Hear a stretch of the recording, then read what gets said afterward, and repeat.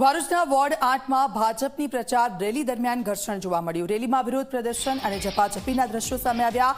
Video અને ફોટા social મીડિયામાં વાયરલ થઈ રહ્યા છે।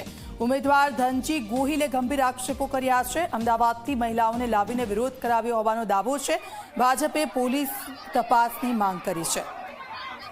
વિડીયો અને ફોટા સોશિયલ મીડિયા પર વાયરલ થઈ રહ્યા છે। વોર્ડ 8માં ભાજપના ઉમેદવાર પર આક્ષેપ લાગી રેલીમાં વિરોધ પ્રદર્શન અને ઝપાઝપી।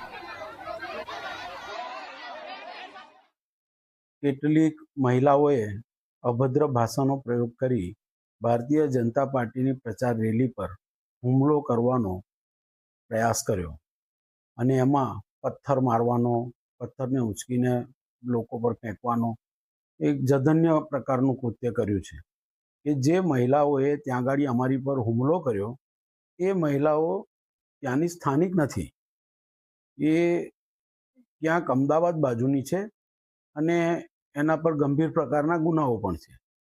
સાંભળવામાં તો એ પણ આવ્યું છે લોકચર્ચા પ્રમાણે કે એ તડીપારના ગુનેગારો છે।